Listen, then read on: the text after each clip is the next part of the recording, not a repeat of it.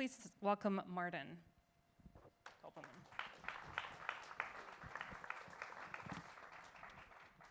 Thank you. Yeah. So, ETHTaipei. So, my contribution will be to think about money and why, in my view, we need resilient money. Decentral or defensive money. I guess I need this here slider. Oh, where do I get? Yeah, here we go. Okay.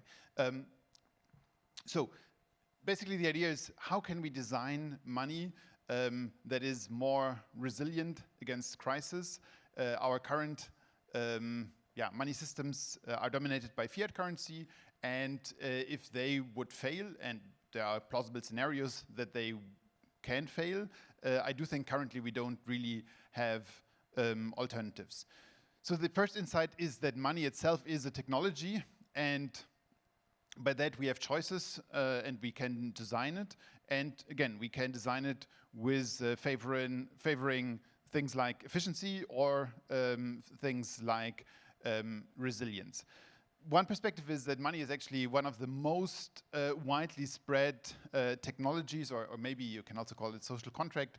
So there's hardly anything as universal as money. So kind of even if you are in a completely different country, you don't speak the language, you don't understand the culture, people will probably react to money and understand money. There are very, very few places on earth where people kind of don't care about money. So it is a very, it is probably the most spread out piece of coordination technology, I guess, and its design is shaping the way we are living together. But it's absolutely not neutral. So kind of money, if you look deeper into it, how it's created, how it's made, how it's constructed, that those choices have dramatic implications. So kind of what blockchain allows us is to take a step back and say, okay, we can actually design money from scratch, and that's what Circle is doing. Circles is doing. So we are not doing the 10th new different stablecoin that is essentially just another derivative of dollars. We are really trying to create a new form of money. And at its core, Circles is surprisingly simple, but then also complex. At its core, it's really just those three rules. And it says, okay, how do we get money into existence? We do an issuance on a per person level. We do an issuance of 1 unit per person per hour, and that's forever. The second rule is, if we constantly issue new money, either our total supply would go towards infinity, and then the issuance of new money would over time become less and less valuable. But with the second rule, the total supply will actually converge towards a magic number. That's the next slide. So essentially all money is in Circles, old money is constantly disappearing, being removed. You can also use the term demurrage at a rate of 7% per year. And the third one is selective trust. Everyone issues their own form of money, and in a peer-to-peer web of trust network, we can choose who else's money we accept and exchange. And we will also look into that into more detail. Here's just the supply graph of a single person that follows from those first two rules. So in the beginning, a person is born, they start issuing money, and at the rate of one per hour. That's roughly 8,000 per year. So it grows almost linearly, but then the 7% kicks in, and it will actually stabilize at a magic number of roughly 120,000 circles per person. And here, hypothetically, the person would die after 80 years, stop issuing, and then kind of the money that they had issued over their lifetime that is still out in circulation, people can still use it, but that will kind of disappear over time. And the 7% is, surprisingly fast.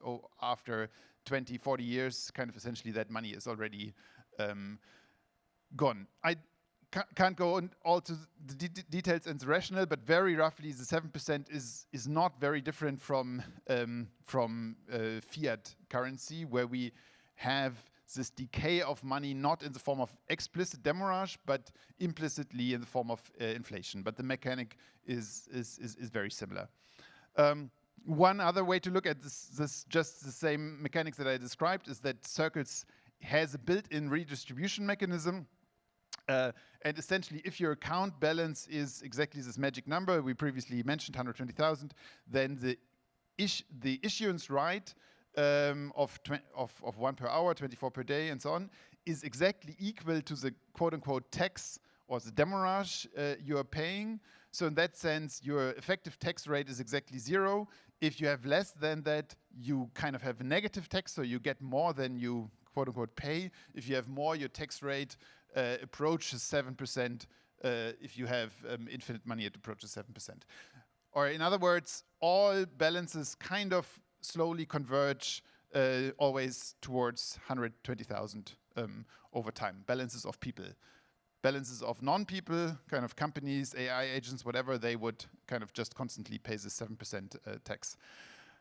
The third rule. So in Circles, the idea is, who can issue money? Everyone. And very important, there's no company, there's no entity that is a gatekeeper.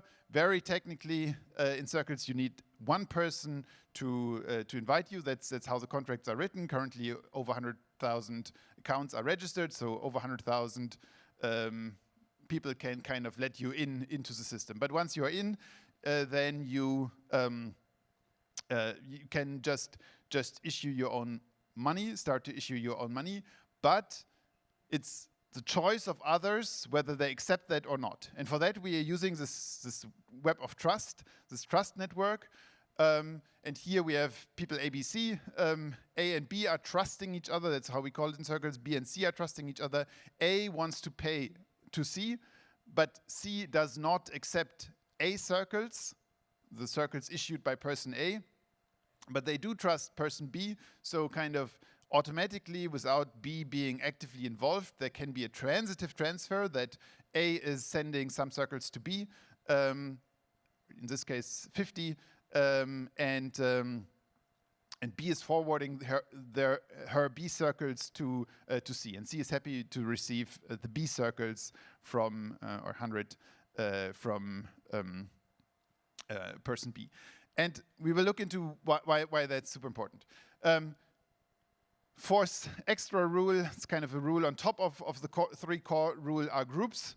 And groups allow to select a bunch of Circles accounts of people and say, okay, we are forming a group and we are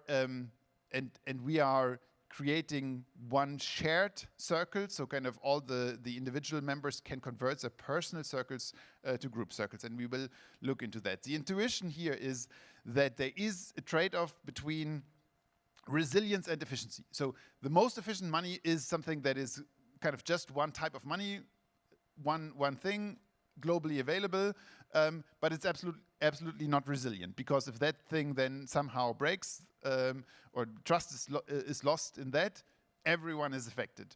While in Circles, we have the other extreme. We start with maximum resilience. Kind of, we have just, let's say, our group of 4 people. We trust each other, and within our group, we kind of use our circles. And what the rest of the network does, we don't care. We are not affected. As long as the 4 of us are playing by our rules, so very much resilient.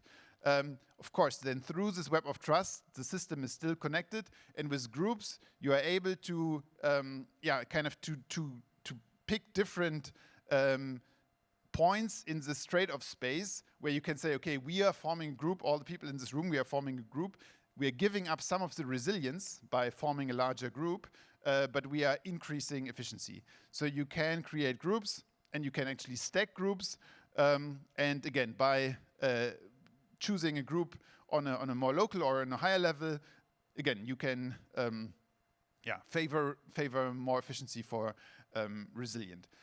So the last 2 things I want to quickly mention is that, we're talking a lot about defensibility and or resilience. That in circles, we have recently introduced a couple of fees, and for, in my view, a good reason. So I think for a long time, at least when I was early in Ethereum, the ethos was always fees are bad. We want that was called rent, and kind of everything should be free. But I do think having fees is a form of, or kind of having multiple actors with sustainable income and fees does increase resilience. And usually the truth is if something is for a long time free, and we saw this a lot in Web 2, that then fees are then later extracted. So if something is free for a long time, then usually it means, okay, there's venture funding going into it, then you can offer a service a long time for free until you create a lock-in and network effects, and then later you can extract rent. So I think fees early on can create resilience. So in circles, this is something we introduced on a wallet level. It's not really part of the core protocol, but right now we are saying out of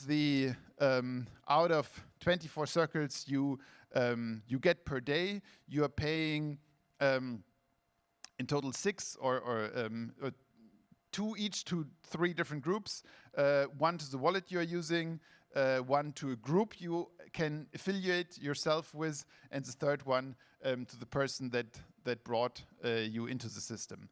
Again, the core idea here is to have more actors that get some form of income and increase the resilience of the system.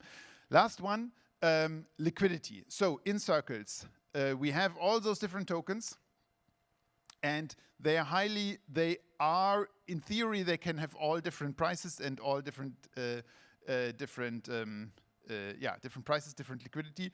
But I want to give you an intuition of how the things are all connected, how one circle having value increases the value of the circles around them. So there is interconnectiveness, but there are boundaries.